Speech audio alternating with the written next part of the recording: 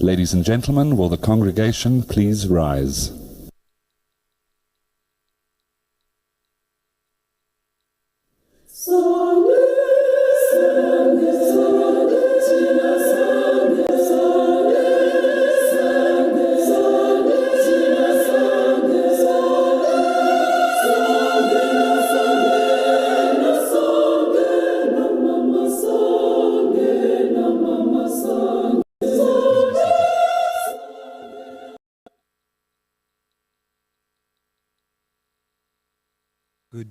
Good afternoon or good evening to all of you joining us here in the Senate room today, but also those of you who are joining us online. Very warm Wits welcome to all of you. My name is Professor Garth Stevens. I'm the Deputy Vice Chancellor for People Development and Culture, and it's truly a pleasure to be with you all this evening at this inaugural lecture by Professor Yusuf from the School of Chemical and Metallurgical Engineering in the Faculty of the Engineering and the Built Environment. Let me take this opportunity to formally acknowledge all of you here tonight on behalf of Wits University, as members of the Wits community, as colleagues, as students, friends and family members, particularly family members of our inaugurating professor. I'd also like to extend, of course, a warm welcome to Professor Thokozani Majosi, the Dean of the Faculty of Engineering and the Built Environment, the Acting Head of School, Professor Jeffrey Samati, Professor Sunny UK, who will deliver the vote of thanks, and of course, a very special welcome to our inaugurating professor, Professor Yusuf Issa. I'd also like to extend and acknowledge, extend a welcome and acknowledge the biofuels manager at Petro SA for being here this evening. Today is really a moment when the university formally and publicly and very proudly acknowledges the personal achievements of a scholar as he or she attains the highest rank, the apex of an academic within the university, and that is the rank of the full professor. This is really an opportunity, Professor Issa, for us to acknowledge your achievements, not only in the university, but also in the broader public domain. And so the inaugural lecture, historically, is always open to the public. It's free of charge. Anybody can step up and join the inaugural lecture. And it's really for you to share your knowledge and your scholarship with not only your colleagues in the university community, but also the public more broadly. But this is also a moment in which we can acknowledge that this achievement is never really purely about you only. Yeah? And I say that partly because it is reflective of the immense amounts of investment, support, mentorship, sacrifice and care that have been shown by so many colleagues, collaborators, family members and friends. And so while we recognize your achievement, we also recognize their investment in you. So we use this opportunity to collectively share in this moment and to celebrate with a communal sense of pride the achievements that one of our own has attained, that of course also reflects upon us as a community. Professor Issa, we look forward to celebrating with you and experiencing your thoughts and insights this evening. Note I say celebrating, and I say that because lots of people experience the inaugural lecture as something quite daunting, and it can be a little overwhelming for the inaugurating professor.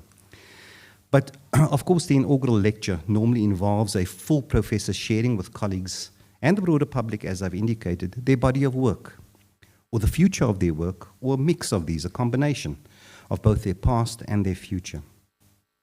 So even though it can be overwhelming, even though it brings with it a sense of anticipation, I said this to you outside, Professor Issa, just remember that everybody in this room wants to be here, and they are very supportive of you and of the work that you've done and your accomplishments. So do enjoy this celebratory moment, and don't think about it as too daunting a moment at this time.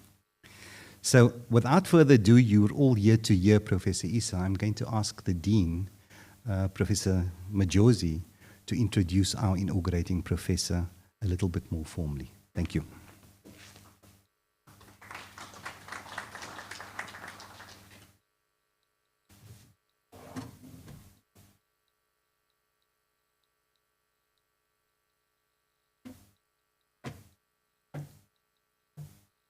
DVC Prof. Gart Stevens, the head of school of Chemical and Metallurgical Engineering, Prof. Jeff Simate, esteemed guests, friends, the family of Prof. Isa, whom I've had the pleasure to meet this afternoon. Ladies and gentlemen, good evening.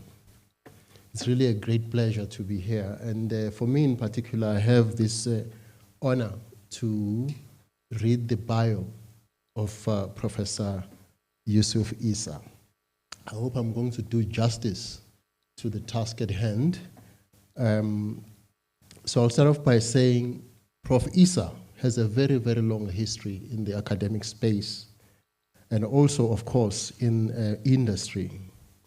From the laboratories of Moscow to the cutting-edge research hubs of South Africa, Prof. Isa has dedicated his career to redefining the boundaries of chemical engineering, focusing on sustainable fuels as well as energy innovation.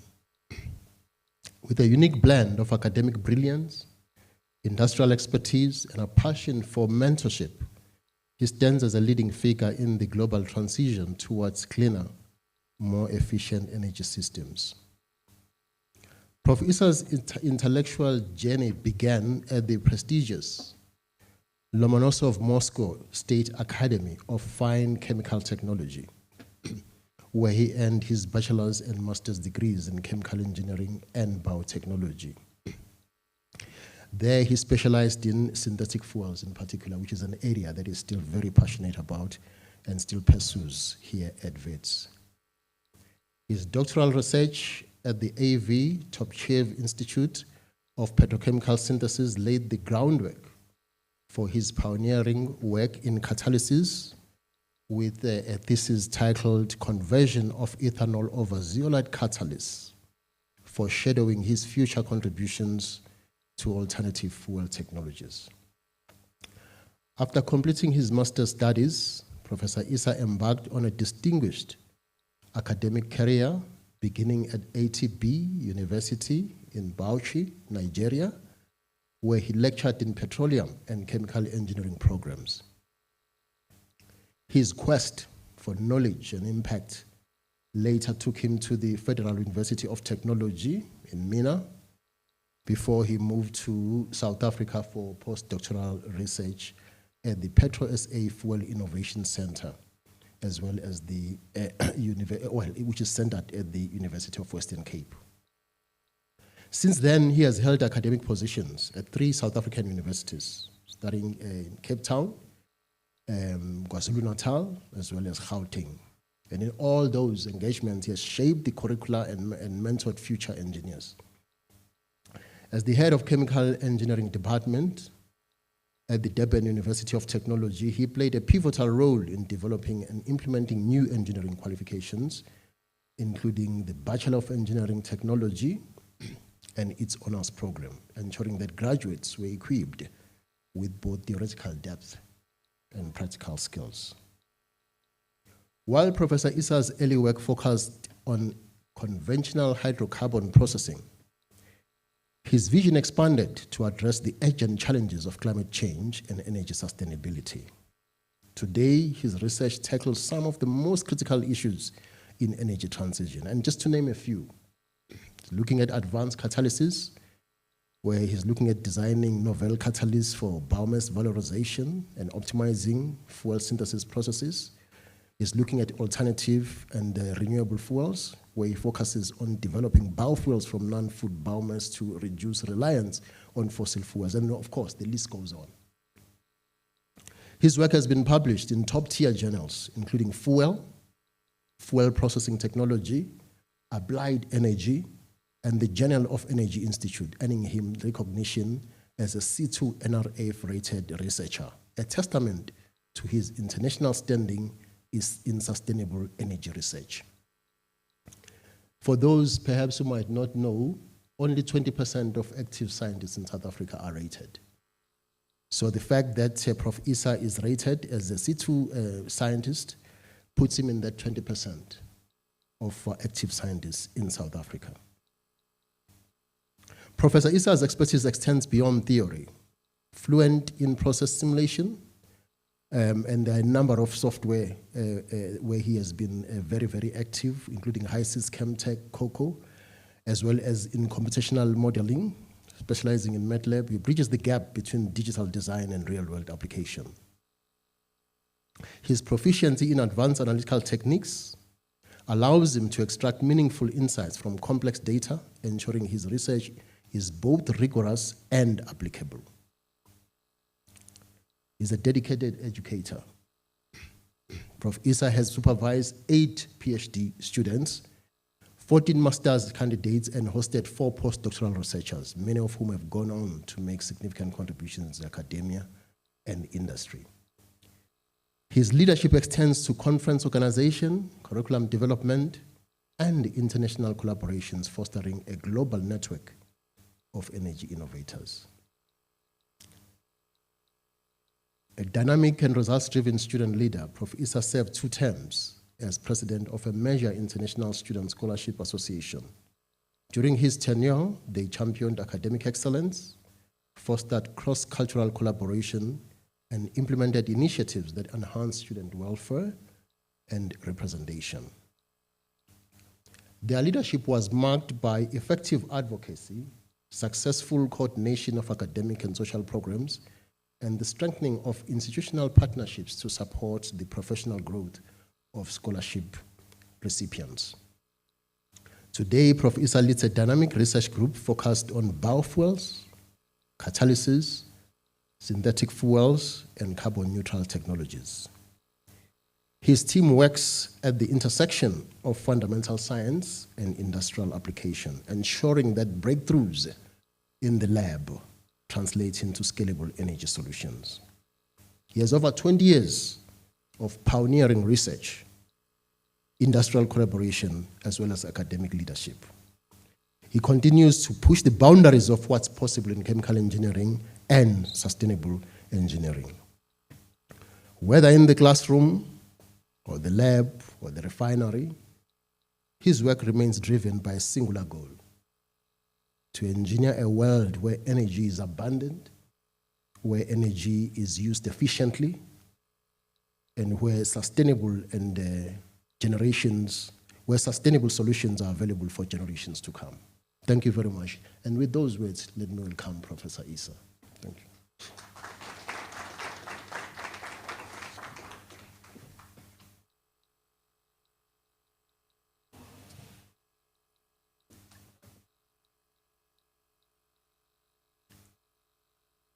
Thank you. The Deputy Vice Chancellor, Professor Stevens, the Dean, Faculty of Engineering and Built Environment, Professor Thokozani Majosi, Head of School, School of Chemical and Metallurgical Engineering, Professor Simati, colleagues, collaborators, students, friends, families. Well, family members, when I say families, I have some here and I have some online. It gives me great pleasure actually to stand before you here to actually present this inaugural lecture. It's really a humbling honor. But before I go further, I would like you to permit me to dedicate this moment to the memory of my late father, whose passing actually occurred while I was still, should I say, in my early years of high school. Though he is not here, but I mean, the efforts actually he did, what he shaped, has actually instilled a lot, and that has been taking us through the path. To my mom, who I believe is watching online, thanks so much for all the support. To me and all my 7 siblings, it's really been wonderful. Then, my family here. Yeah. My daughters always tell me they want to go and see where I work. What is it? How is it? So they're here today, and they get a feel of it. Thank you for all the sacrifices. To my wife, well, though you are an electrical engineer and I'm a chemical engineer, and we have our arguments, thank you for all the sacrifices. Thank you so much. Well, and you've really actually given me a lot of energy to continue what I'm doing. Now, talking about energy, I didn't come across energy in a conventional classroom. It wasn't in a formal setting. I came across it actually walking down memory lane. So I grew up in a city. I wouldn't say I grew up in a village, but I do go to visit my grandmother in a village called Biography. She had this cozy bed, a very interesting bed actually, that's made from mud, from clay. And what was interesting about it was it had a manhole. You put the fuel in there, and everything in the room is well regulated in terms of temperature. I really love that bed. I never knew what it was, but it was interesting. It was only now, from a hindsight, I realized that my grandmom actually was decentralizing energy. She was being sustainable. And even what was more important is there was some form of circular economy, because when you get those ash coming out after everything has burnt, we had a little yard there where actually she grew tomatoes and all the things. Wonderful and interesting. Well, like they say, if you've talked about one grandmom, talk about the other. So now, from my paternal side, my grandmom will actually get us candies, very nice brown sugar. So just like KwaZulu-Natal, where I come from, there is a lot of cane sugar. And when you talk about brown sugar, when I go to the shops to buy brown sugar, that is not the brown sugar I know. The brown sugar I know was hard. You actually extract, you just boil it, and you mold it. And to me, that was wonderful technology. But something interesting about that sugar is it had limitations, because I could only use it to take what I call pap. You bite it, you take a sip. But you couldn't work with it with sugar. I mean, with tea, a cup of tea, it's never possible. And that began, that was something interesting. When I look back now at hindsight, I realized, well, you may have certain things that are fit for certain purposes, but in other instances, actually, you have to remodify them. The last example I will give before I delve into my lecture has to do with what we call mix. So in primary school, when we finish, we go to play soccer. Then I have this guy, this gentleman, he's a vendor. He sells what you call automotive oil, lubrication oil. What was interesting was, at that time, the price of gasoline was even more expensive than that of the lubricating oil. And what do motorcycle riders do? They come and say, give me a mix. And what he does is he siphons from their tanks and he mixes with engine oil and they drive. And to me, that has been very, very baffling. How come? Why will that happen? But with time, I begin to realize actually what you call blending. But a very good thing is, if you don't know how to control it, the next week, the owner of the motorcycle will be back to tell you, you've damaged my engines. And that is fuel for you. That is energy. All right.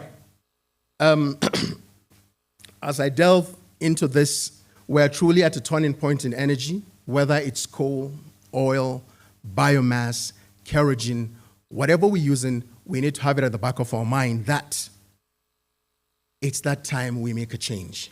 What were we having in the past? We dealt with energy that was centralized. If there is a problem, the whole city can go down. If there is a problem, a whole community can go down. We tried as much as we could to use portable energy. By portable energy, I mean something that's very convenient. Well, like the Dean mentioned, where I went to, there is a course we do, Introduction to Petroleum Engineering. And one of the first things you know, actually, is when you handle natural gas, there are a lot of issues. And every chemical engineer will tell you that. You will prefer to handle your solids or your liquids. So we put more emphasis on that. In terms of industrialization and growth, it's very important for us to note that the fossil fuel we had basically drove everything. We relied on energy. Right from the day we actually talked about steam, and we realized you could get some fuel or material that had some inherent energy, being able actually to push or create motion, then you moved towards those kind of fuels. Now, emissions Inequality, climate risk are major challenges of what we are currently using and what we will have loved to call the fuel of the past. But let's delve into the future. What is it we're looking at? We need to have a system that is decentralized. Though my grandmom was not actually using decentralized electricity, but she had a decentralized heating system. And this will make a lot of sense when you look at places like Siberia, where you have central heating. It's not only electricity actually that is supplied centrally. We want something that is renewable. And what does renewability mean? It's a very simple thing. All it's saying is what you are using, you are able to produce much faster than it. And it is for that reason, I think, with time, we will begin to have debates as to whether or not fossil fuels are non-renewable. For me, when I said I think, everything came from the sun. And we have to realize that. The plants that died millions of years ago had their energy actually from sunlight. The question is that of time. Very important. Equitable. The fact that we have access to energy does not necessarily mean it's equitable. I've tried as much as I can to be apolitical in this talk, so I won't be mentioning specific instances. But the fact is, there is a lot of energy available in certain places, and you walk down the street, there is nothing. So when we talk of the future, this is the kind of energy we want to look at. Cleaner technologies. Well, chemical engineers, every kind of engineer, or any engineer knows that wherever you have a waste, the efficiency is minimized. So how do we go around that? Let's think about cleaner technologies. There are many processes actually that look into that. The carbon we are concerned about, can we find use for that? Then one very important thing, and that is one of the things that actually drove me to doing my PhD thesis, it had to do with the fact that the conventional combustion engines we have cannot easily accommodate other kinds of fuels. We tried ethanol. No, you can take, everything that has carbon is a fuel. Everything that has carbon is a fuel. But the mechanical engineers are excellent. They deal with precision. And they tell you if this fuel is not right, it goes off. You can easily have a knock. All right. So, what will I leave here? I will say the fuel is just a tool. We are just talking about fuel. In reality, when we talk about just energy transition or the transition, we are just trying to shape the future. How do we want to live in the future? It's not about the fuel. It's just a means. The reality is, how do we want to see the future? How do we want to actually see our children grow? In as much as we've mentioned that, but let's think about something. There are a lot of criticisms about fossil fuels. I am not a fan of that because I understand fossil fuel. What has fossil fuel done? This is a typical city. It could be Johannesburg, it could be Riyadh, it could be somewhere in Beijing, it could be somewhere in United Kingdom. But what I'm telling you is that power we're seeing there, the electricity, how that city came to be, certainly we have to acknowledge the effort of fossil fuels. And let this be a learning curve. What happened over this period? Wherever you need some work to be done, you will need a kind of fuel. And these fuels are very convenient. It's not about just unplugging them. The question is, how do we ensure that we replace them in such a manner that is acceptable, if I may put it that way? So fossil fuels really played a very important role in our cities, where we stay, where we live, and they still do. They still do.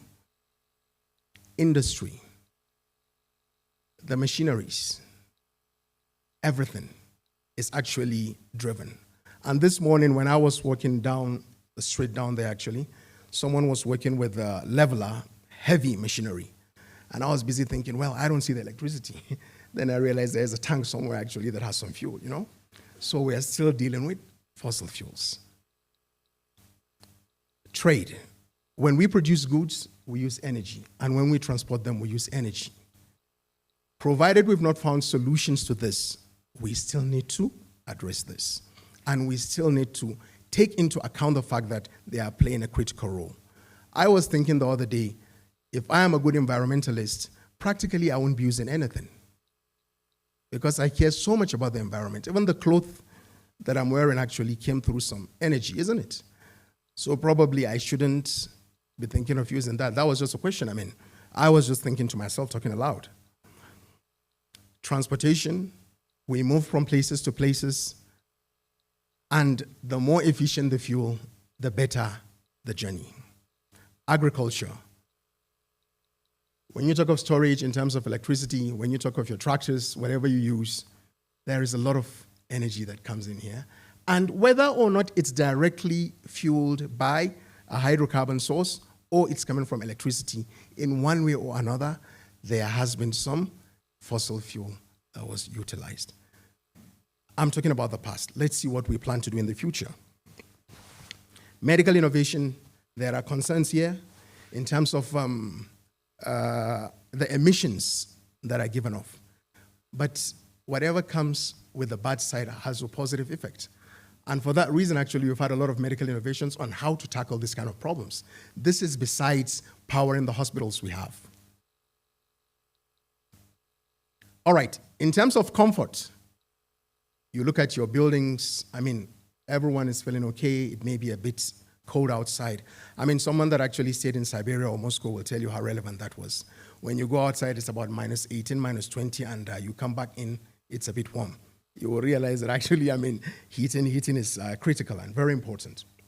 Having mentioned that, let's look at the good things about energy from carbon.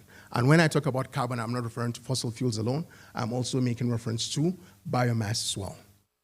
Energy density. The good thing about these fuels is you take a little and they have a lot of energy in them. Let's see. If I were to take my natural gas, it will have about 51.3 megajoules per kilogram, typically around that area. If I look at my gasoline, it has about 45.8. If I look at my coal, it's about 30.2, and that is for a particular type of coal, which you want to refer to as your anthracite. If you go through your bituminous, subbituminous coal and lignite, I mean, you go a little bit lower. Then I want to look at the batteries. I mean, they've been shown by proportion there. For a kilogram of battery, if we are working in that direction, that is what we are able to store. Again, my wife is looking at me because I know electrical engineering, they prefer to work with the batteries. All right, but there you have the human energy as well depicted, which is much less, much less. So we enjoy that. Actually, there's a lot of convenience, but fossil fuels are not the ones that have the highest amount of energy in terms of density. Let's bring the big player, hydrogen. You are now talking about 120 megajoules per kilogram. But whoever works with a gas will tell you that there are challenges with handling a gas. And that is a very, very big problem. I mean, storage, transportation, all these are issues that actually need to be addressed. All right. Established infrastructure. One good thing about the carbon system is you have so many refineries that already have established systems. So it's a positive. We don't want to get them abandoned, actually. There is a lot of room for us to make use of those infrastructure. Reliability and energy on demand. I don't want to mention a country, but of recent, there are countries that are actually plunged into blackout. I'm not even talking about Africa. But if you look at the trends of what's happening, it has to do with the renewability phasing in.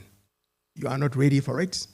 And there is an issue because the grid has been designed to work in certain ways. So sometimes you get a surge and you won't be able to manage it. And one good thing about this carbon source of fuel is they are reliable. When my grandmom actually puts that wood underneath the bed, she knows it's there, it will do the work. She doesn't have to worry whether or not the sun will shine or not this morning, isn't it? That is it. Technological maturity. In chemical engineering, we love two separation units, which are absorption and distillation. It's not for anything, it's because they've been well studied. There is a lot of know-how on these units, and that's why we go for them. So whenever you deal with the technology, if it's matured enough, what it simply means is it makes utilization much easier and better. Cost effectiveness and economic accessibility. If you look at what fuels give you, actually, to a certain extent, they are cost effective. However, when we come to the burdens, you will realize that's not the case. I mean, there are some hidden costs. Versatility in applications. You give me my fossil fuel, I want to warm a room, I use it. I want to produce a fuel, I will use it. I want to produce a chemical, I use it. I mean, that's wonderful, because this takes me back to my classical chemical engineering classes, where chemistry classes, where my lecturers will say, give me a basic hydrocarbon and oxygen, and I will produce whatever chemical you want. If you know the route, you will get it. That is just all you need. Energy security and geopolitical influence, yeah, we know that. He who has the energy actually dictates a lot of things. You decide not to sell your gas, or you decide not to sell your crude oil, there will be a lot of changes. We know what happened in the 1970s. When you look at the oil crisis of the 1970s, it's just a decision. A group, a nation may decide to say, well, we are not selling our crude to these countries, and it becomes a problem. Compatibility with existing engines and machinery, excellent. And that is one advantage we have, and that is the reason why when we talk about renewable fuels, one of the easiest one we move towards is sustainable aviation fuel, because it does not require so much modification for it to work on the engine. I mean, you can think about that actually. If you were to replace all the engines on the existing vehicles, it will surely be a challenge. And it has a problem of producing carbon, but it's given us a potential for carbon capture. And now carbon capture is opening a lot of things. What do we use that carbon for? So that means it's also on the upside. Then the ones I like, biofuels. If you've done your chemistry and you know petroleum refining, certainly give me any hydrocarbon and we will be able to transform it to what it's needed. Job creation, one of the biggest actually industries as far as job creation is concerned.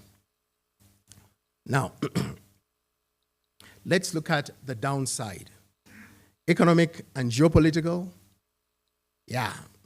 countries will fight. Price volatility. I remember that was what we really considered when I was doing my PhD. We said, well, until we get to a point when crude oil barrel will be $120 per barrel, that is when it makes economic sense for you to start looking at ethanol as an alternative. That was many years ago. And I stand here, after the lecture, I'll be happy to hear if we have a different view, because I still think we cannot go beyond that actually if we really want ethanol to make sense. Technological and infrastructural burden. There are many countries, some neighboring, some very far.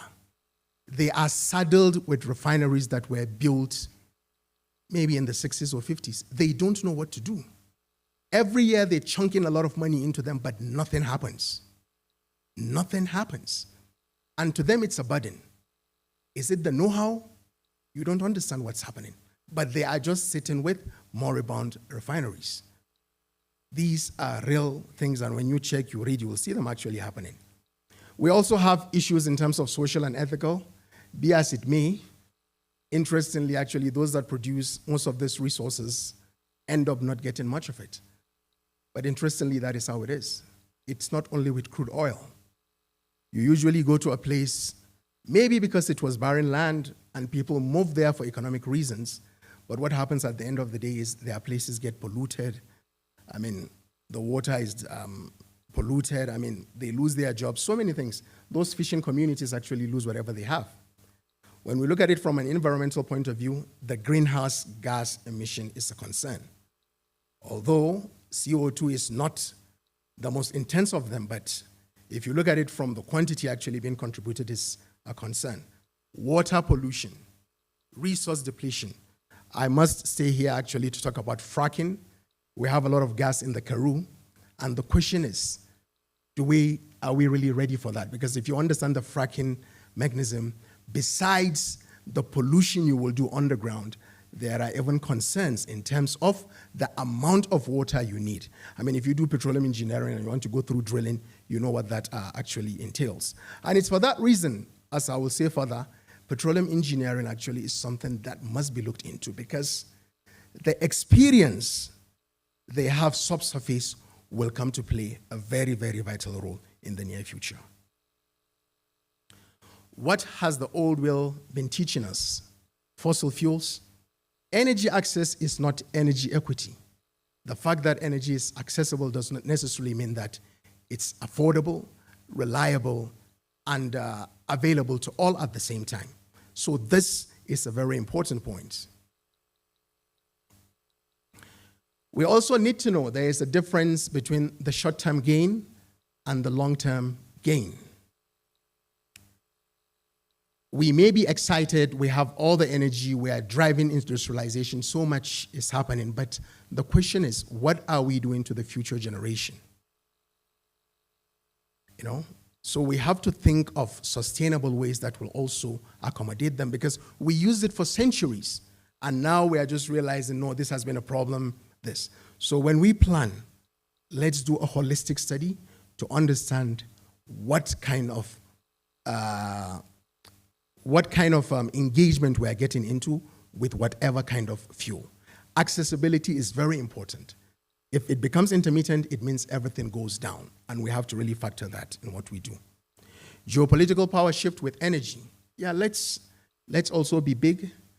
One of our BRICS brothers, Brazil, as far back as 1970, they took a position. After the oil crisis, we are going ethanol, and that is how they went. And now they talk, actually, they supply big players like Formula One because they were ahead of time. Let's also look at what we have as a country, as a continent. Externalized costs are hidden. So there is so much burden when we deal with fossil fuels. We need to understand that.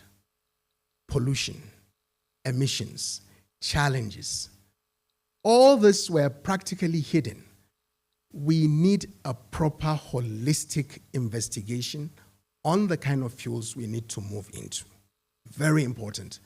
The solar panels will live their life. The windmills will also have an issue. You will need to discard them. Let's think about all these things and plan properly. I always like giving a typical example.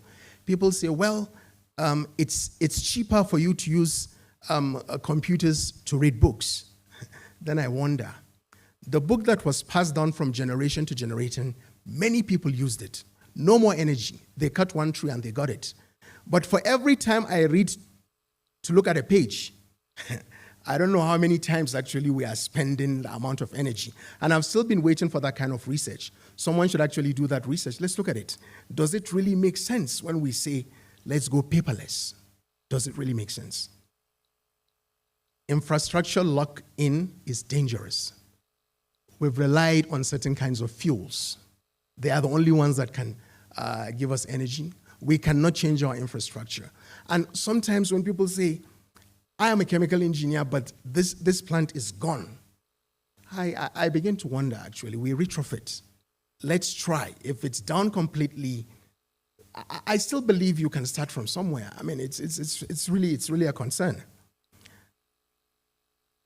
What I will also mention is any innovation that is triggered by necessity could be too late. We are now thinking of biofuels. We are now thinking of solar. We are just rushing. We are just rushing just to find a solution, you know. I hope it's not too late. The just transition matters. What is just energy is a big question. What is the transition? Is it for everybody to get energy? That's the first question. There is someone that hasn't even benefited from the coal energy we are talking of, and they are looking at getting that. So is that just energy? Or is it for those that have been developed industrially to now move to a next stage without you going through what they've gone through? Based on my experience, every step you jump, you will come back to and suffer it in the future. So it's very important we tackle, or actually we tread with a lot of care. Unplugging the world is not a solution. Certainly it's not a solution. If we decide to say, well, no more coal-fired plants, I think even this won't hold actually, because practically we've relied so much on them. We just have to be careful. I mean, let's look at our best positions. I mean, if you go to an economics class in high school, they tell you law of comparative advantage. You do best in what you have. You should be very careful in buying the thoughts of others. The risk of economic collapse and energy poverty, we know what that means. Whenever we're down globally, any part of the world, you lose a lot. Grid instability and lack of storage. I mean, all these intermittent systems, they have their own issues and concerns as well. Job losses and social unrest, geopolitical chaos, materials and manufacturing bottlenecks are to mention some other few things. Let's talk about biomass, nature's renewable hydrocarbon. It comes from solar and it's natural. These are baby fossils, if you want to call them that way, because the only difference is they died 2 days back, if you want to call it that way, and the fossils probably died many years back. But the composition is different. I mean, the composition is the same, it's just that one matures more than the other. I mean, and technically, when we do synthetic fuels, that is what has driven us. If you look at what's happening in the reservoirs, then you say it's just a story of high temperature and pressure. Then we begin to talk about things like hydrothermal liquefaction, because that is what you want to mimic, but we want to do it within a very short period of time, whereas this ones took millions of years. Renewable hydrocarbons, that's a potential solution. People are talking about bioplastics, among others. We have different generations, first, second, third, depending on whether they are food-related, competing with food, or they are coming from algae as well. They have their own challenges, which has to do with emission. What is the future of biofuels? Certainly, they will have a critical role to play, and we have to acknowledge that. They will have a very critical role to play. Policy shifts needed for biofuels and beyond. We need to phase out fossil subsidies. It will be painful. I don't want to mention countries, but I know of countries that lifted their subsidies in the last 1 year. Everything has gone chaotic. Everyone is complaining. That is to tell you that actually government has been directing resources wrongly. Let's lift that and let people think of alternatives. That's the reality. Carbon pricing and low carbon fuel standards. Are we implementing carbon taxes, among others? These are some of the things we need to do. Sustainable biomass mandates. If you look at the Brazilian story, there was a lot of incentive. It was a must-do. And everybody now moved into the production of bioethanol. Infrastructure parity, let's use what we have, whatever infrastructure that can be made use of, let's use it. Just transition for fossil-dependent communities. We have mines in Mpumalanga, we have mines in Northwest. There are a lot of people actually that rely on those. You don't cut them off completely. That will bring a lot of chaos. We have to take that into account. Bioethanol, the Brazilian story. This is from an article, 2022. From a fuel of the future to the future of fuel. So they actually carved the way. In 1975, after the oil crisis, what they did was, no, we are going petro-alcohol. And as at that time, they were importing about 70% of their petroleum products. Today, they have a system where you've been moving incrementally. You are doing a blend, and they are sitting at 27. 27%, even better than what the European countries have. But what is even interesting is they did not sit there. They funded a lot of research, not by engineers. The research was done by agricultural scientists. Let them find ways of producing more and more of sugarcane. What variety of sugarcane can produce what is needed for this production? Ethanol production has increased by about 45% as we speak now in Brazil. And the bigger boost, the mechanical engineers also came in. Brazil is a country that actually produces a lot of vehicles. What did they do? In 2003, they introduced the flexi vehicles. Because you can't typically take ethanol into a normal gasoline engine, they came up with a system where if you decide you go 100% ethanol, 100% gasoline, certainly you won't get 100% gasoline because it's been capped by a certain percentage, or you blend. Wonderful, wonderful. But I will share a text with all of us. This is a major concern. This I will have to read. This is the thought from the Brazilians. Unfortunately, some misinformation has been raised by those located in regions that cannot benefit from tropical agriculture, who invested heavily in high-tech solutions, even if they reduce emissions less than ethanol does.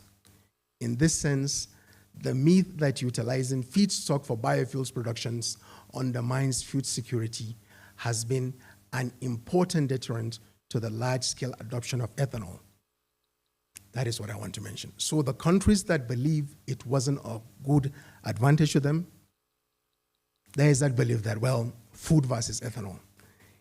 In high school, I was lucky to do agricultural science, and I know I did what was called crop rotation. There is a lot of room for that, actually. We could produce. There is even what you call bush fallowing. If you look at the amount of land we have that is not used, then you begin to wonder, actually, is there really an issue in terms of food versus fuel? Typical petroleum refinery. Yeah. So this is a picture of a refinery, a typical petroleum system. You have the upstream sector where you do a lot of exploration. Then you have the midstream where you do the transportation and you do the refining as well. Refining and purifying, it's basically chemistry in bigger vessels. Provided you have the right combination of materials, you can transform it to what you want. Simple. That is how I look at it. And we begin to produce. We do quite a number of processes. Crude desalting, whoever knows chemistry knows how to desalt, just that chemical engineers will do them in bigger vessels. Distillation, vacuum distillation, hydrotreatment, catalytic reforming, cracking, reforming, alkylation, and coke. What do we produce from this? Naphtha, kerosene or your jet fuel, your gasoline, your diesel oil, your coke. I want to mention something about fuels. It's not just the calorific value. When you go to the filling station and you say, I want an A95, you are talking of an octane number. But that octane number does not mean forever the higher the better, because that particular octane number is for a particular fuel. I can tell you there are many chemicals that have an octane rating even above 100, but you can't use them as a fuel. And that is very important when we produce fuels. I hear a lot say, I've produced biodiesel. For what? I have produced gasoline. For what? Where do you want to apply it? Even before you transform that biodiesel, it was already a fuel. It was a fuel, actually. It all depends on the place you will be using it. All right. So my suggestion, this we cannot replace. I mean, if we are worried about the extraction and other things, that is fine. But in terms of transportation and refining, we still need to do some work here. And this is a very important area. And that arrow is telling us the industry is ready. What do we have to feed into that system? What? Anything that has carbon. And one of the things that has carbon that is friendly is your biomass. That's typically a solution. But again, a typical mistake we all do when we do research. When we gasify or when we do hydrothermal liquefaction, we assume we've produced a fuel. No. For me, this is a crude oil. So I want to call that crude oil because it does not meet any specifications for a particular engine. My task is now to take it through the refining process. So typically what I'm doing is I am replacing whatever I had to do that causes the tsunami and other things. And let me say, okay, fine and good. Let me replace it with this, and this is what I will do. All right. Energy for all, not just for a few. Sorry, I hope I'm doing well with time. I just left my... All right, so energy for all, not just for a few. What do? We need to decentralize. Let's come around with microgrids. Let's start as a community. This is our microgrid. We're going to do it, and let's do it. Modular refining. We need refineries. They don't have to be that big. Let's do one for a community. Probably the emissions may be controlled. I mean, you can imagine that density we have when we emit within one location. You know, let's buy into that. geothermal for rural electrification, and that is why your petroleum engineers have nowhere to go. Geothermal, you want to understand the steam down there actually. You need someone that knows how to drill properly and is able to get that source of energy. Clean fossil fuels for developing nations, we can't leave them behind, or we can't leave us behind. We have to find solutions for ourselves actually. Let's stop the methane leaks, and let's stop the gas flaring, and let's look for GTL, gas to liquid processes. Carbon negative hydrocarbons, carbon capture or storage, waste to energy. Wherever there is waste, if it's hydrocarbon, let it be in any form, I don't mind. We have engineers, they can separate, they sort it and do what it should be, and we get it up and running. Skills transfer, this is something we need. We need to train our youth in geothermal drilling. Will they go directional? Will they go normal drilling, vertical? But that is something that is needed for the future. We should lead in solar and wind projects. Not just what others have done. Let's be innovative. This is VETS. We are a world-class university, and this is doable. Advocacy for fair energy policy. We surely want that. Let's try as much as we can to see that everybody gets access to energy fairly. Please, let's change the wheels. Let's not crash the car. If we are not careful, we'll crash the system. A lot of talks, and I don't want to go into politics again, but recently there are some countries that almost got crashed. You know? This has to be done gradually. This has to be done gradually. We have to look at the global energy system in perspective, but we shouldn't forget home. Let's look at the South African context as well. What is it we need? You know? Smooth energy transition principles. How do we do it so that everyone benefits? The market woman benefits, the fisherman benefits, and even the person actually that retails coal also benefits. Let's do it very, very equitable, if we want to call it that way. Let's get policies to serve as our mechanics. What policies do we have in place? We know the sustainable fuel policy we have as a country. There are quite a lot of things, but let's get that to implementation. I know there is a lot of effort on sustainable aviation fuel, and we have to work in that direction. But how do we do it? Let's empower those young entrepreneurs. We are not just doing things to say, let's do things to think of the future. And I think those are the kind of systems we should be looking at. Carbon neutral roadmap, Sweden 2045. They are not saying today or tomorrow, and this 2045 did not start today. They want to minimize emissions, you know? They want to make sure the services, whatever they use, is practically zero carbon or net carbon at the end of the day. Well, before I go further, I will want to mention a few people actually that have really contributed to my research. And here I will just mention one or two things. My students are all wonderful. And for that reason, I will not mention any one of them. But they are all wonderful. Then I want to mention, they say when you enter a door and you get welcomed, then you say a big thank you. So I would like to acknowledge the presence of the biofuels manager, Petroleum South Africa, Dr. Sinkadu Nyonyameko. Yeah, thank you very much. When I came to Cape Town, the trio of you, Professor Medleleni and Professor David Key, thank you for the opportunities. And I can tell you, when I go around plants and I discuss with my students, there are a lot of things they get to know from that pilot plant. Thank you so much. Then, my master's supervisor, Professor Prof. Naum Petrovsky, he really taught me how to work. And he was very clear, and he told me, yeah, it may not be publications, but you will learn how to work. Then I also worked with Valentin Tretyakov. They were all wonderful. So this is some of the work we've done. Sorry, it has to be in Russian. It's an extract from my thesis. And there we were playing with hydrocarbons. We played with hydrocarbons. You could see the numbers, C5, C6. That is what we were doing. We played with temperature and we got these values.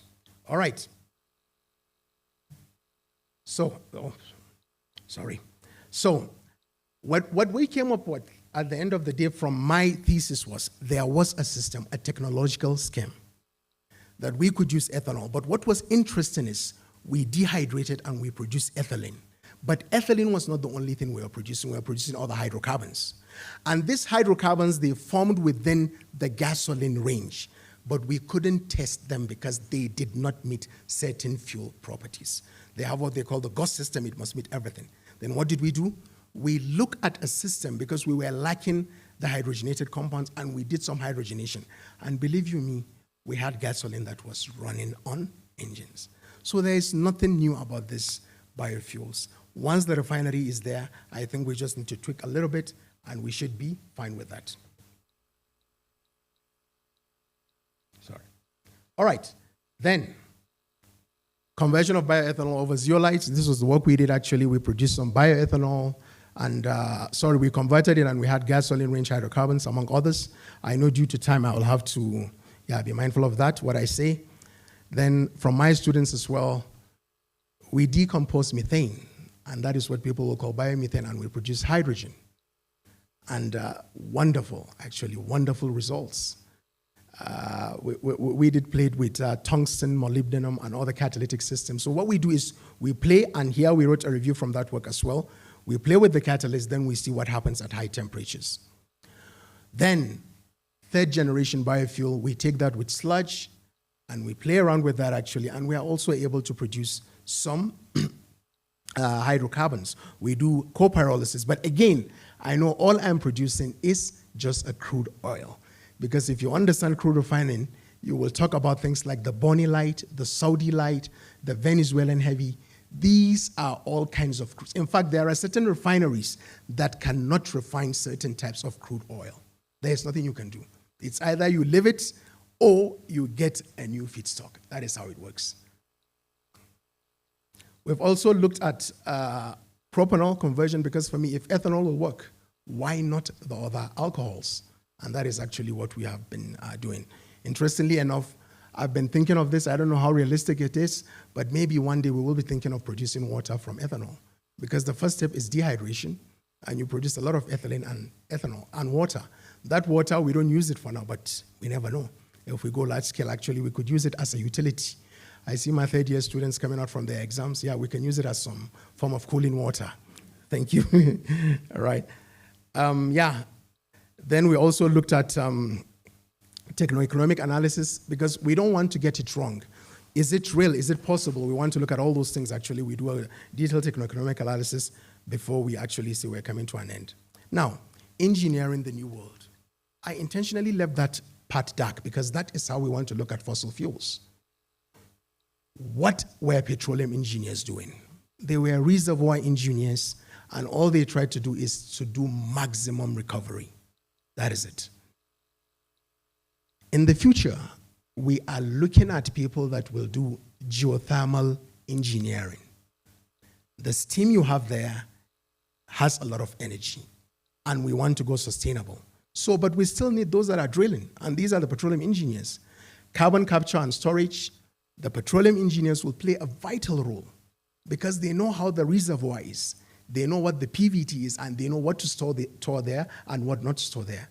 Then biofuels and bioenergy systems, believe you me, the petroleum refiners will not go out if we are thinking of biofuels. So these are some of the expertise that I mentioned in terms of application where we'll, where we will find use actually for petroleum engineers, which I've already mentioned. Now, in my concluding slide, I would like to mention something. Fossil fuels as teachers. Certainly, they deserve a role much better than being criticized. We've learned that energy density matters. No matter how good your fuel system is, if you do not get that amount of energy when you store it, it's questionable. So let's invest in advanced batteries. The batteries have very less dense energy, but let's do more. Let's look at synthetic fuels to meet fossil fuels' convenience. Very important. Fossil fuel is very convenient. Let's look for synthetic fuels that will do that. Let's repurpose pipelines for hydrogen CO2 transport. We already have the infrastructure in existence. How can we integrate this? There are quite a number of refineries all over the world. How can we integrate these refineries actually to accommodate these all things? Geopolitics follow energy. We have to be ready. We need to say that this is our position because we are strong as a country as far as energy is concerned. But if we are dependent on others, then certainly there will be challenges. Waste is inefficient. Whatever you will do, whatever technology, minimize the waste. If you have waste, then the process certainly will be inefficient. Workers and the community matter.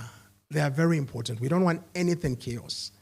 I mean, every person is relevant, and he or she has to be carried along in this travel. Now, like I did mention, I'm acknowledging my supervisors, whom I've mentioned already, my hosts, I've also mentioned them already, researchers, my students, my teachers. I know we have a lot of, like some of you will say, debates. I want to do it this way. I'm a bit strict, but I think I enjoy every bit of that. And the good thing about that is I learn a lot from you. I learn a lot from you. The collaborators, I've had them, many universities. Thank you so much. Like I said, I don't want to mention names, but there are so many. The National Research Foundation, thank you so much for all the support. The Faculty of Engineering and the Built Environment, thank you so much. University of the Witwatersrand, thank you so much. But before I leave, I want to talk about our unsung heroes. So when I come to work, that person that helps me knot my tie, well, it's not my wife, I do it myself. So I'm just singing my praise. But there are other people I have to think about. I come to the lab and everything is good and good to go. What it simply means is there has been someone that has done some chemical engineering filtering. I don't want to call them cleaners, but I will call them the filtering specialists because they segregate and they make the place look nice and well. Then the lab technicians, who I will call the process control, they make sure everything is efficient, everything happens at the time that it should be. Thank you very much. I also want to, the admin staff, basically without logistics, nothing happens. It's a very big thank you. And this is not only to the VETS special category of people, but all the people that I've worked with across various universities. In chemical engineering, it is the reactor that gets the spotlight. But as we know, without those separation units, which I just mentioned, without the pumps, without the compressors, there will be no running plant. Thank you so much. Thank you.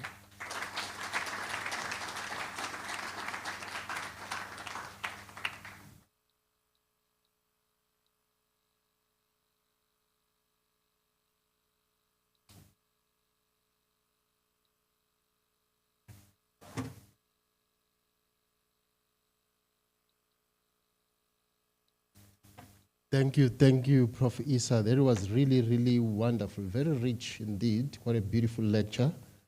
Of course, all of us would have extracted a number of nuggets from there from different ends. Just like you do in any other beautiful painting, the way you interpret it depends on the observer. Let me just highlight my lessons from what you've lectured this evening. And that is, the path from fossil fuels to sustainability is not really about changing the sources of energy. It's about changing the way we think. This is all about thinking. We must think differently.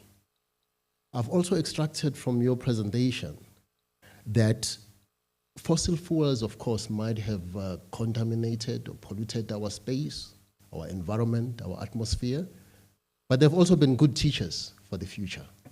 So there is something we can learn from how we've used fossil fuels and how fossil fuels have affected our life going into the future. I think that's a very good lesson. If at least there is that silver lining, let's extract it. Because everything you hear about fossil fuels, it's doom and gloom. But it's not really like that. I think I've also learned that actually there could be an energy discussion that is apolitical. So we can talk about energy without being political. I think you navigated that space very, very, very well. And lastly for me is that if one claims to be a true environmentalist, then one has to do nothing at all. If you do something, you're going to use energy, and at that point, you veered from being the environmentalist. If you want to keep the atmosphere the way it is, don't do anything. But thank you very much for this. I think those were very, very good lessons. And my task at this point is to hand over the gift to you before I ask Prof. Iyuge to give the vote of thanks.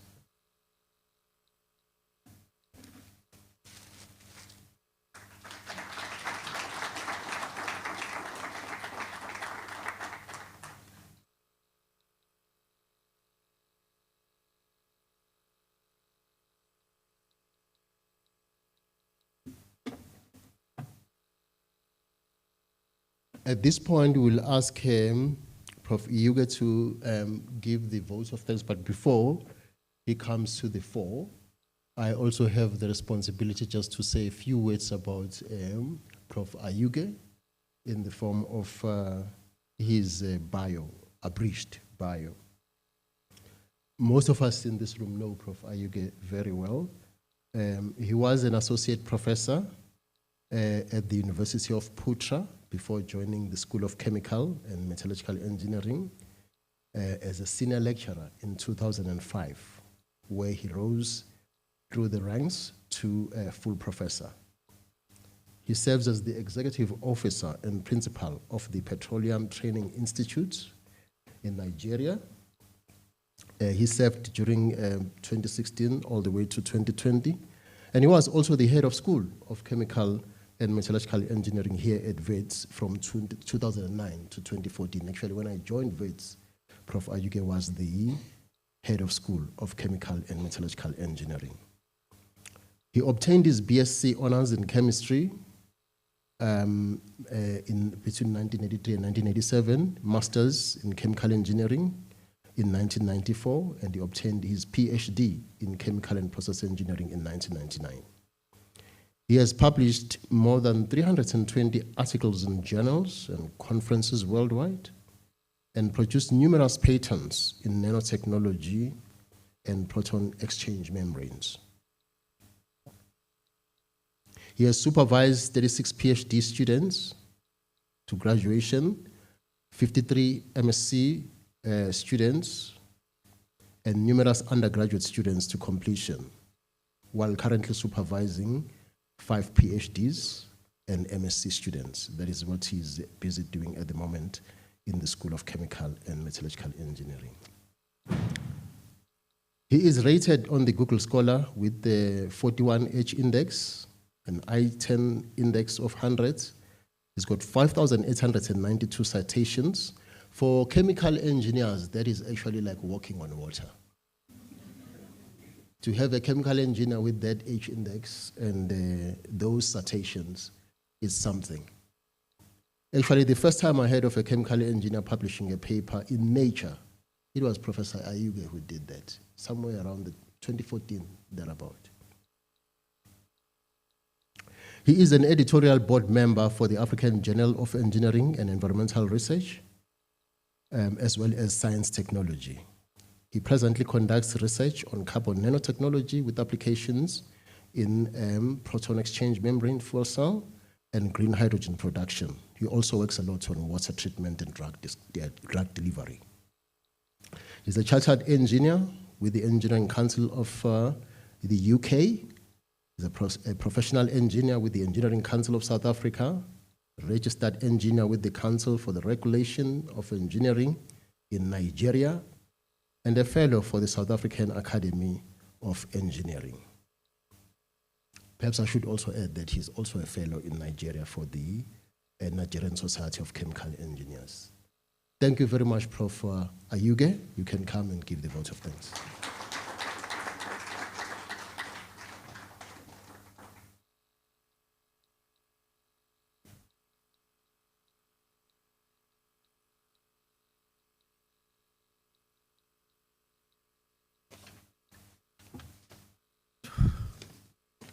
Thank you so much, Toko, for those kind words.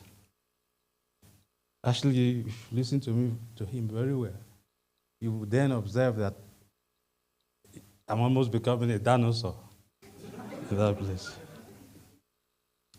So the chair, Professor Gad Stevens, as the DVC, and People Development and Culture.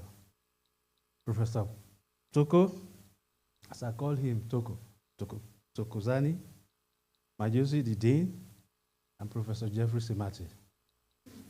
Ladies and gentlemen, actually, I feel so excited, and I think it's true when you see your students, or the young ones, getting PhD from the stages. And you see them presenting talks like this as professor. The young ones you have mentored or trained, as I've seen in the past, and I'm still seeing, and we are still around seeing them. And it gives me a lot of source of joy.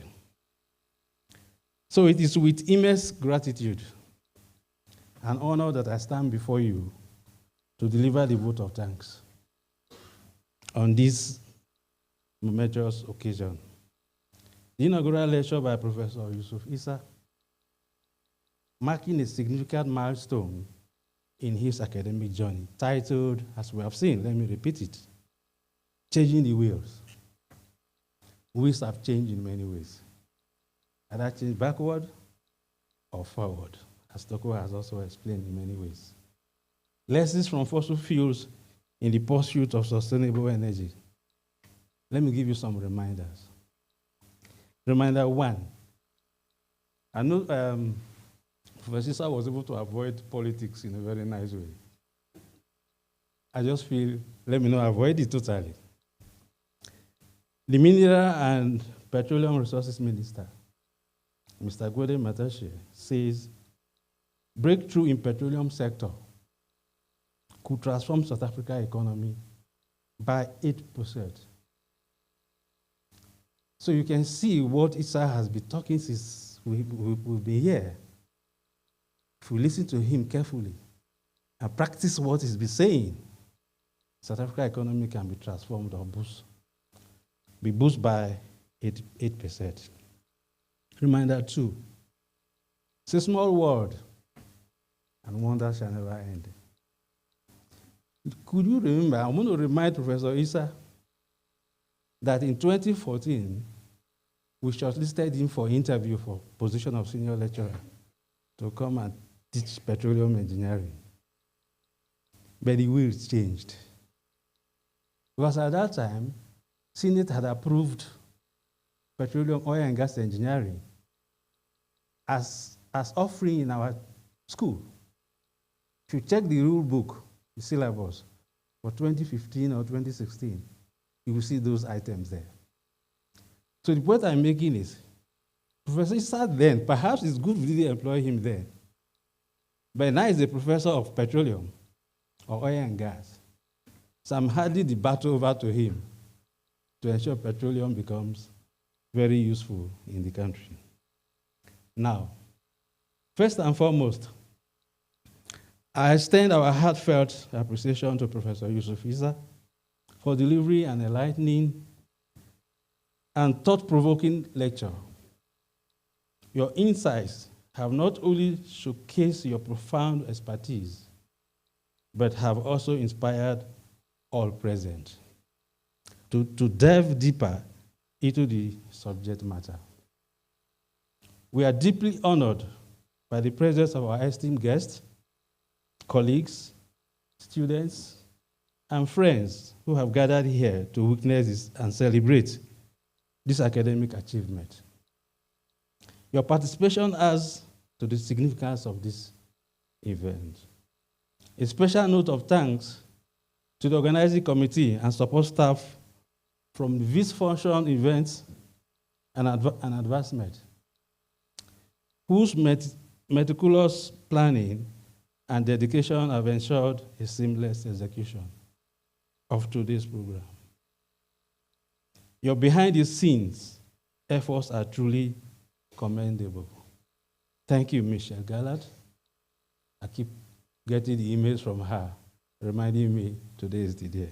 Thank you. To the university leadership and administration, thank you for your unwavering support and for fostering an environment where academic excellence thrives. Lastly, to all attendees, both physical and virtual, your presence and engagement have made this event memorable. We are grateful for your time and interest. Thank you all once again for being part of this special occasion. Let us continue to support and celebrate academic endeavors that contribute to the advancement of knowledge. Giambonga Kakulu and Bye Danki.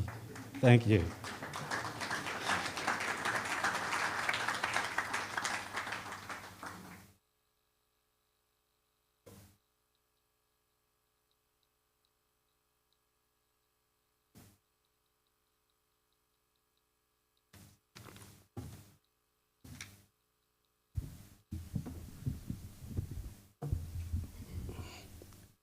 The DVC, Prof. Gus Stevens, the Faculty Dean, Prof. Majozi, Prof. UK, Prof. Isa, and your family. To you, members of, I'll call you the public, I would like to thank you so much for being here. What a lecture. I don't have much to say. I think the Dean and Prof. UK have actually summed it very, very well. To you, Prof. Isa, I would like to congratulate you on this wonderful milestone that you've achieved today. Ladies and gentlemen, I think we've actually come to the end of our function. Once the procession actually goes out, leaves, I would invite you for some refreshments. But before I do that, I would like you to stand up so that the procession in red gowns leaves.